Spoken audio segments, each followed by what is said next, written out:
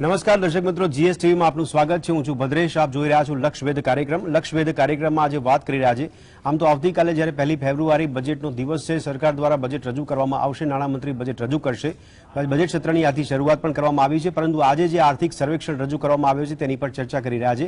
એક પ્રકારનું અનુમાન અને કરીસો માનવામાં આવે છે આર્થિક સર્વેક્ષણની વાત કરવામાં આવે, જેના પરથી મોટાભાગનો અંદાજ લગાવવામાં આવતો હોય છે કે આવતીકાલે બજેટ કેવું જોવા મળશે, બજેટમાં કયા વર્ગને રાહત મળશે, કયા વર્ગને બોજ સહન કરવાનો વારો આવશે, અને સાથે સાથે ઉદ્યોગોથી લઈને સામાન્ય વ્યક્તિઓને બજેટથી કેટલી આશા અપેક્ષાઓ હોય છે તેની પર બી લોકો નજર કેન્દ્રિત રાખતા હોય છે. ત્યારે આવતીકાલે બજેટ રજૂ કરતા પહેલા આજે જે આર્થિક સર્વેક્ષણ કરવામાં આવ્યું છે તેની પર ચર્ચા કરી રહ્યા છે.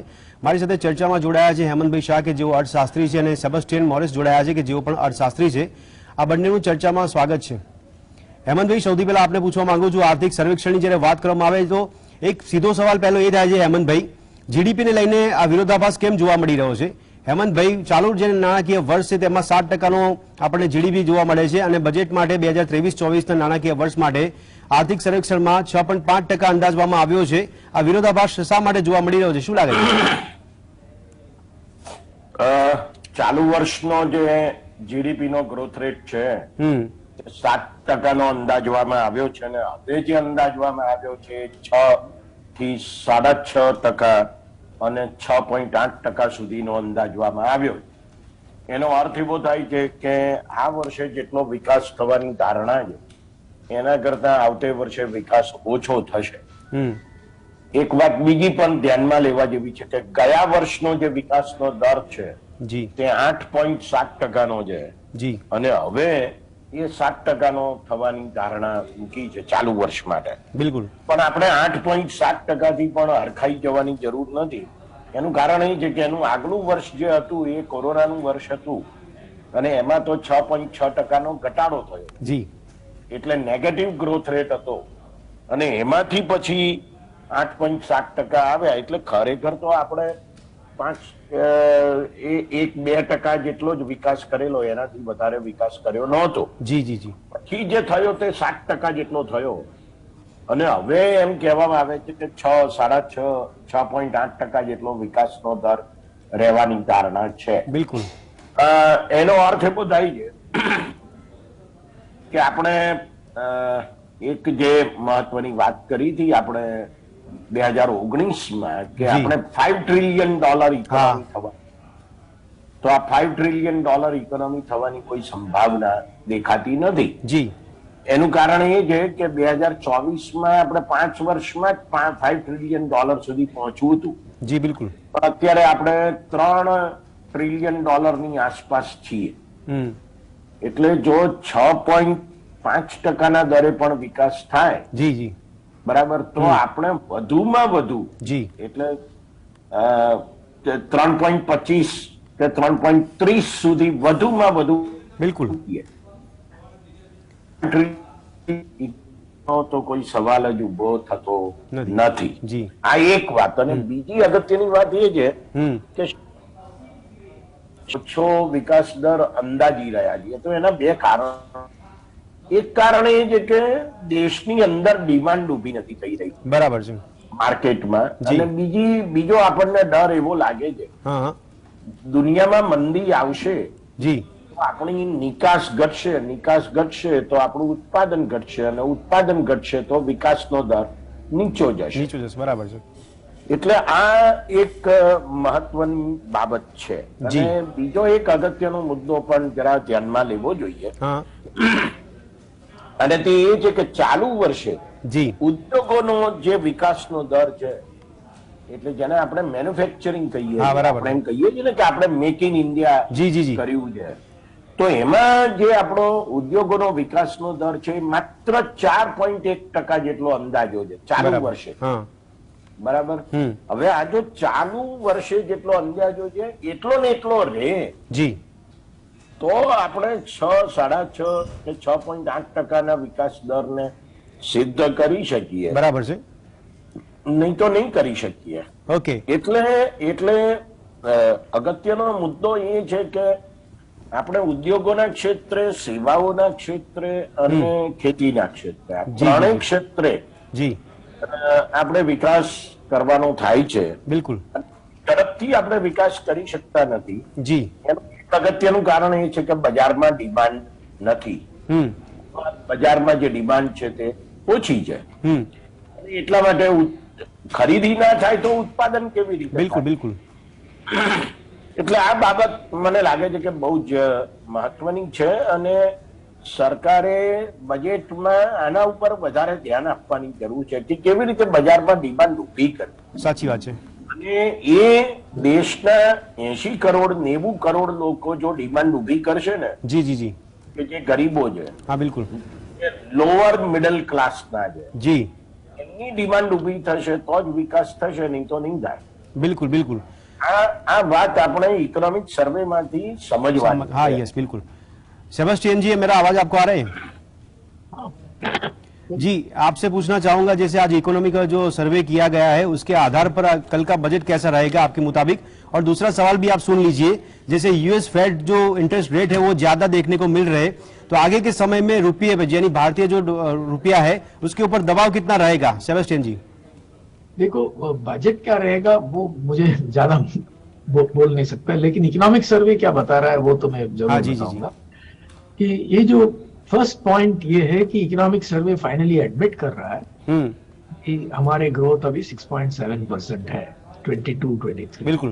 तो ये तो बहुत ही पहले ही हम लोग और बहुत सारे लोग एंटिसिपेट किए थे जी कि 7 नहीं होगा, उससे कम होगा. अभी we'll end the year 22-23 with 6.7 also. जी. इकोनॉमिक सर्वे अर्लियर 23-24 8.5 पे फोरकास्ट किया था, लेकिन अभी मेरे ख्याल से शायद उससे भी कम होगा. अच्छा. Now economic survey is projecting 6.87. बिल्कुल. तो मेरे ख्याल से वो 6.5 से भी कम होगा नेक्स्ट ईयर, दिस ईयर. वजह क्या रहेगी? 23-24 may not be a good year. जी. तो अभी इस पे इकोनॉमिक सर्वे भी बता रहा है कि मैन्युफैक्चरिंग ग्रोथ, पीएमआई वगैरह थोड़ा इम्प्रूवमेंट है, लेकिन डेटा बता रहा है कि मैन्युफैक्चरिंग पे ज्यादा इम्प्रूवमेंट नहीं हुआ है. बिल्कुल बिल्कुल. एक्सपोर्ट्स का जो बुओयंसी था पोस्ट कोविड, जी, वो मेंटेन नहीं कर रहा है. बिल्कुल. अभी बाहर के देश का स्लो डाउन बहुत ज्यादा है, एडवांस कंट्रीज और चाइना का, इसलिए इंडिया का ग्रोथ भी इफेक्ट हो जाएगा. जी. Private overall gross capital formation जो इन्वेस्टमेंट्स बोलते हैं वो उस पे ज्यादा फॉल नहीं आया, 30% पे रहा है. जी जी. 29% है अभी. बिल्कुल. लेकिन इसका रीजन ये है कि हम गवर्नमेंट इन्वेस्टमेंट बहुत बढ़ गया है. जी जी जी. और इसका ऑब्वियस ये है कि private investment shows little recovery from 11-12 में जो प्राइवेट इन्वेस्टमेंट था उसी शेयर पे अभी भी टिका है private, and this is a very major concern. लेकिन economic survey based on projects projects taken up, new projects, वो कह रहा है कि इन्वेस्टमेंट शायद बढ़ जाएगा. बिल्कुल सही है, लेकिन वो डेटा नहीं है, वो एक्सपेक्टेशन है. ओके. एग्रीकल्चर अच्छा है. इकोनॉमिक सर्वे बता रहा है कि इन्फ्लेशन थोड़ा हाई रहेगा कुछ दिन के लिए, लेकिन उसके बाद वापस गिर जाएगा. मेरे ख्याल से इन्फ्लेशन जल्दी घट जाएगा. बिल्कुल बिल्कुल. अच्छा सेबेस्टियन जी, मैंने आपको एक सवाल ये भी पूछा था कि जैसे भारतीय जो रुपया है उसके ऊपर दबाव आगे के समय में कितना दबाव बना रहेगा, क्योंकि यूएस फेड रेट जो है वो उसको हाई देखने को मिल रहे हैं. आप एक्सचेंज रेट के बारे में बात? हाँ जी जी जी. हाँ, अभी देखो ये करंट अकाउंट डेफिसिट बढ़ते जा रहा है, बिल्कुल बढ़ा है जी. लेकिन इसका दो कारण हो सकता है कि हमारे ग्रोथ रिवाइव हो गया है, हाँ, या हमारे ग्रोथ वर्ल्ड के ग्रोथ से थोड़ा ज्यादा है, या ऐसा है कि हमने इंपोर्टेड गुड्स पे ज्यादा खर्चा, उसका प्राइसेस भी बढ़ गया. मेरे ख्याल से ये तीनों का तीन कारण है कि हमारे ग्रोथ थोड़ा नॉट थोड़ा सिग्निफिकेंटली वर्ल्ड एवरेज से ज्यादा रहा है, तो इसलिए हमारा करंट अकाउंट डेफिसिट बढ़ रहा है. जी. ये वैसे नेगेटिव नहीं है, लेकिन ये कुछ दिनों के बाद नेगेटिव हो सकता है. और अभी हमारे मैन्युफैक्चरिंग सेक्टर को अगर बूस्ट देना है तो हमारे एक्सचेंज रेट शायद और भी थोड़ा नीचे आ सकता है. ओके. आना चाहिए कि, लेकिन वो आरबीआई के ऊपर डिपेंडेंट है. बिल्कुल. बहुत मैटर ऑफ बिग कंसर्न की एम्प्लॉयमेंट. इकोनॉमिक सर्वे बता रहा है कि अनएम्प्लॉयमेंट गिर गया है, वो करेक्ट है, अनएम्प्लॉयमेंट बहुत गिर गया है, अभी 7.2 पे है, जो पहले 14 तक 14-16 वगैरह गया था, और 7.2 is better than the pre Covid average जो 8.5 कुछ था अनएम्प्लॉयमेंट का। लेकिन आप देखो अभी एम्प्लॉयमेंट को देख लीजिए, एम्प्लॉयमेंट अभी भी मैन्युफैक्चरिंग सेक्टर में कैचअप नहीं किया है। सही है, एम्प्लॉयमेंट ग्रोथ इज नेगेटिव, बिल्कुल बिल्कुल हैज बीन नेगेटिव, अभी शायद पॉजिटिव हो गया है मैन्युफैक्चरिंग में, बट मेरे ख्याल से पूरा ईयर में मैन्युफैक्चरिंग में एम्प्लॉयमेंट ग्रोथ, मैं अनएम्प्लॉयमेंट की नहीं बात कर रहा, एम्प्लॉयमेंट, और अनएम्प्लॉयमेंट की बात करने की जरूरत नहीं है क्योंकि वो बैड इंडिकेटर है इंडिया में, बिल्कुल, because labour force participation change होते रहते हैं। दूसरा ये है कि कॉर्पोरेट इनकम, जो कंपनी की इनकम है, वो मॉडरेट होगा ग्रोथ, बट स्टिल अच्छा होगा, मोर देन 15% मेरे ख्याल से, ये इकोनॉमिक सर्वे बता रहा है। बिल्कुल। तो अभी इसका ओवरऑल व्यू क्या होगा? ओवरऑल व्यू यही है कि जैसे इन्फ्लेशन इंडिया में गिरेगा, तो मेरे ख्याल से आरबीआई थोड़ा रेट कम कर सकता है, और इसके कारण हमारे ग्रोथ मेंटेन होगा। लेकिन मैटर ऑफ बिग कंसर्न क्या है कि private consumption spending, private final consumption expenditure, वो एकदम बढ़ गया था लास्ट ईयर में, लेकिन वो लेवल पे वो हो नहीं सकता अभी, ऑलरेडी उसका साइंस है कि वो गिरने वाला है। बिल्कुल। तो अगर प्राइवेट कंजम्पशन एक्सपेंडिचर गिर गया और गवर्नमेंट का फिस्कल डेफिसिट टारगेट के हिसाब से अगर बजट बना दिया, और प्रेशर है गवर्नमेंट के ऊपर कि 6.5% अभी फिस्कल डेफिसिट है, उसको नीचे गिराना है, अगर नीचे गिरा दिया तो मेरे ख्याल से ग्रोथ 6.5 से ज्यादा नहीं होगा। सेबेस्टियन जी एक सवाल ये हो रहा है, अगर 5 ट्रिलियन इकोनॉमी की पॉइंट ऑफ व्यू से अगर हम देखने जाए तो जीडीपी ग्रोथ का जो अंदाज है वो ज्यादा होना चाहिए था। यहाँ पे आईएमएफ भी 7.1% बोल रहा है 23-24 के लिए, और यहाँ पे अभी इकोनॉमिक सर्वे जो किया गया उसमें 6.5 की बात की गई है, इसको हम कैसे देखेंगे? हाँ देखो, हर एक बहुत सारे प्रोजेक्शंस है। हाँ, एक नोटेबल प्रोजेक्शन जो मिसिंग है इकोनॉमिक सर्वे में, जो वो डालना चाहिए था, सीएमआई का। बिल्कुल, ओके, क्योंकि सीएमआई से ज्यादा फेमिलियरिटी इंडियन डेटा के ऊपर कोई दूसरा एजेंसी नहीं है, और अगर उनका प्रोजेक्शन देखा गया तो वो 7 से बहुत सिग्निफिकेंटली लो है। सही है, तो वो बताना चाहिए था इकोनॉमिक सर्वे, वो बताया नहीं है। नहीं, लेकिन आपके मुताबिक सेबेस्टियन जी ज्यादा कभी नहीं हो सकता। सेबेस्टियन जी, आपने बताया जैसे कि तो 23-24 के लिए आगे के समय में 6.5 से भी कम हो सकता है, उसके पीछे की वजह क्या हो सकती है? उसकी वजह ये हो सकता है कि प्राइवेट इन्वेस्टमेंट शायद नहीं रिकवर होगा। ओके, और मेरे ख्याल से budget will be tighter this year. जी। ओके, और ये भी है कि ग्लोबल रिवाइवल थोड़ा टाइम लगेगा। बिल्कुल। तो ये तीनों कारण से ग्रोथ इतना ज्यादा नहीं होगा। Of course growth can be high अगर गवर्नमेंट या सेंट्रल बैंकर एक्सपोर्ट्स को अटेंशन दिया जी, वो शायद नहीं होगा।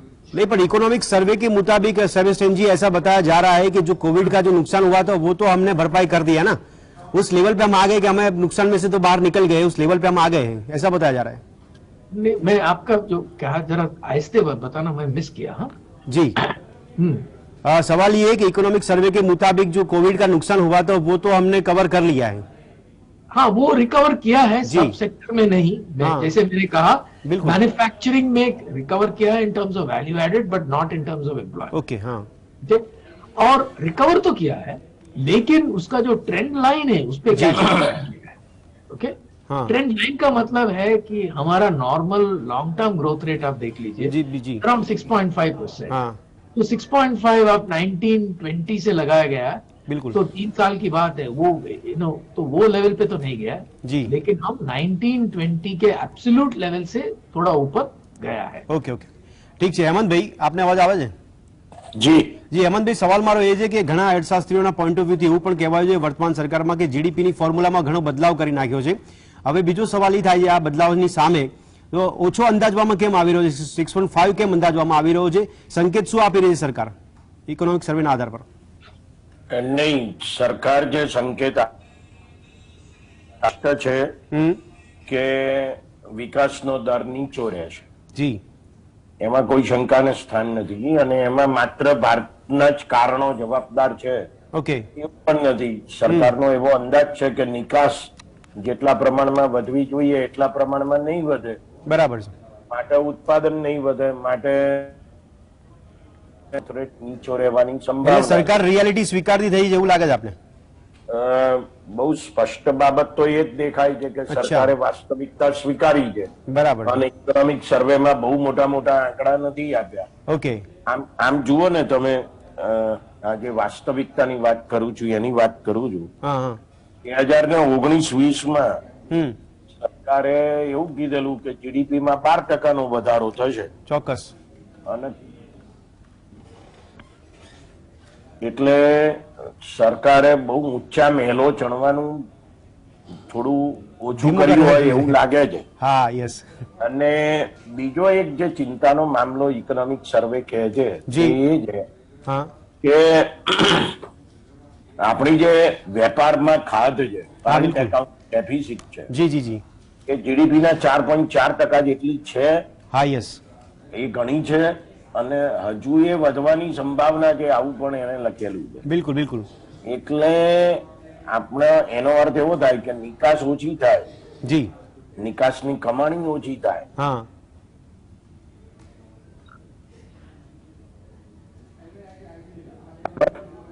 હેલો. જી જી બોલો. હા, એટલે નિકાસની કમાણી ઓછી થાય જી અને આયાતનો ખર્ચ વધી જાય જી જી, તો આપણી જે કરંટ એકાઉન્ટ ડેફિસિટ છે હજુ પણ વધી શકે. હા, બરાબર.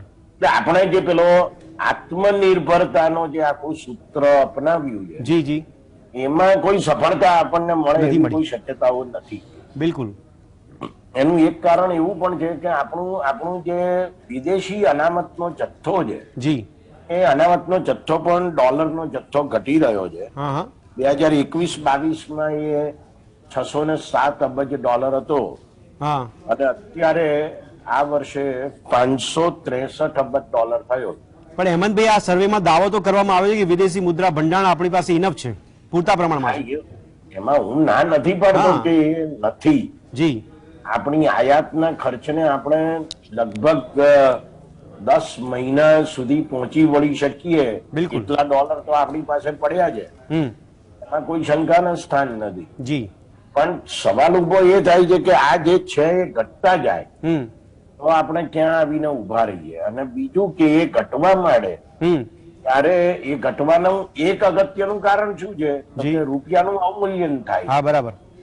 એટલે 2014 જયારે નરેન્દ્ર મોદી વડાપ્રધાન થયા ત્યારે લગભગ 55 રૂપિયાની આસપાસનો ડોલર હતો. જી. અને આજે 82 રૂપિયા થઈ ગયા. હા, બરાબર. તો આ જે ઘટના છે એ ઘટના ભારતના અર્થતંત્રને બહુ ખરાબ રીતે અસર કરે. બિલકુલ બિલકુલ. અને બીજું કે આપણું વિદેશી દેવું પણ ખૂબ વધારે છે, લગભગ 640 અબજ ડોલર જેટલું વિદેશી દેવું છે. અને આત્મનિર્ભરતાની વાત કરનારી સરકાર પાછું વિદેશી દેવું લે છે. બિલકુલ સાચી વાત છે. સરકાર પણ વિદેશી દેવું લઈ રહી છે. ચાલુ વર્ષે જી વિદેશી દેવાનો આંકડો લગભગ 19,000 કરોડ રૂપિયાનો અંદાજવામાં આવ્યો છે. Okay okay. અચ્છા હેમંતભાઈ, સમયનો થોડો અવધિ નડી રહે છે, પણ એક છેલ્લો સવાલ આપને પૂછવા માંગુ છું કે આવતીકાલે બજેટ પહેલા અને બજેટ પછી પણ ચર્ચા કરવામાં આવશે, પણ એક અર્થશાસ્ત્રી તરીકે આપના મતે આવતીકાલનું બજેટ કેવું રહેશે સામાન્ય વ્યક્તિના પરિપ્રેક્ષમાં, ભારતનો સામાન્ય વ્યક્તિ જે છે એના પરિપ્રેક્ષમાં? ઘણા રાજ્યોમાં ચૂંટણી આવે. હા, યસ. નંબર 1 અને નંબર 2 કે લોકસભાની ચૂંટણી આવે એપ્રિલ મે 2024 એના પહેલાનું આ છેલ્લું બજેટ. બરાબર છે. એટલે સરકાર મતદારોને રીઝવવા માટે કોઈક ને કોઈક નુસ્ખા અપનાવે જી, એ સંપૂર્ણ શક્ય જોવા મળી શકે. બરાબર છે. अच्छा सेबेस्टियन जी, आपकी भी राय क्या रहेगी कल के बजट के लिए? देखो क्या एक्सपेक्टेशन है. हाँ, मैं ये एक्सपेक्ट करता हूँ कि जी, या at least it's a wish, expectation हो या ना. ओके. मेरा विश ये है कि गवर्नमेंट सब कुछ करना चाहिए जो प्राइवेट इन्वेस्टमेंट को बढ़ावा दे. बढ़ाने के लिए. हाँ, बराबर. इन्वेस्टमेंट को. जी जी जी, ये है एक बात. ओके. और दूसरी ये बात है कि अभी देखो हमारे एक्सपोर्ट्स, उसको भी बढ़ावा देना है. ओके. और ये दोनों करने के लिए बहुत उसको करना पड़ेगा जी. ये जो प्राइवेट इन्वेस्टमेंट को अगर बढ़ावा देना है, हाँ, तो गवर्नमेंट को अपने ऊपर बढ़ाना पड़ेगा और डिसिप्लिन होना चाहिए। Government has become the biggest source of uncertainty. Okay okay, बहुत कुछ बता रहा है, ये करेगा वो करेगा, इसके पीछे जाएगा, ये करप्शन हटाएगा, तो अनसर्टेनिटी इकोनॉमी में बहुत बढ़ गया है। ओके, इसका ठीक है, because of that private investment बहुत कम है। तो ये अनसर्टेनिटी थोड़ा अपने आप पर काबू रखना है। यस, और प्राइवेट इन्वेस्टमेंट के लिए स्पेसिफिक मेजर्स करना है, जैसे इन्वेस्टमेंट टैक्स क्रेडिट हो। ठीक है सविस्टेन जी, ये होना चाहिए। ठीक है सविस्टेन जी, आपने जो बताया उस हिसाब से अगर देखने जाए तो कल बजट आएगा, उसके बाद पता चलेगा जो 23 चॉइस की जो बात की गई है। लेकिन शुक्रिया हमसे जुड़ने के लिए, चर्चा करने के लिए। હેમંત ભાઈ આપનો પણ ખૂબ ખૂબ આભાર અમારી સાથે ચર્ચામાં જોડાવા બદલ। આવતીકાલે જોઈ રહ્યો કે બજેટ કેવું રહેશે। દર્શક મિત્રો, જે લક્ષવેધમાં ચર્ચા કરી રહ્યા હતા કે આવતીકાલના ગણતરીના કલાકો બાદ બજેટ જ્યારે રજૂ કરવામાં આવશે તો બજેટ પહેલાની પણ ઘણી બધી ચર્ચાને એનાલિસિસ કરવામાં આવશે, બજેટ પછી પણ એનાલિસિસ કરવામાં આવશે। અત્યારે આ ચર્ચાને અહીંયા સમાપ્ત કરે છે। ઇકોનોમિક સર્વે પર આ ચર્ચા હતી। ફરી મળીશું લક્ષવેધમાં એક નવા વિષય પર ચર્ચા કરવા માટે। ત્યાં સુધી રજા આપશો। નમસ્કાર।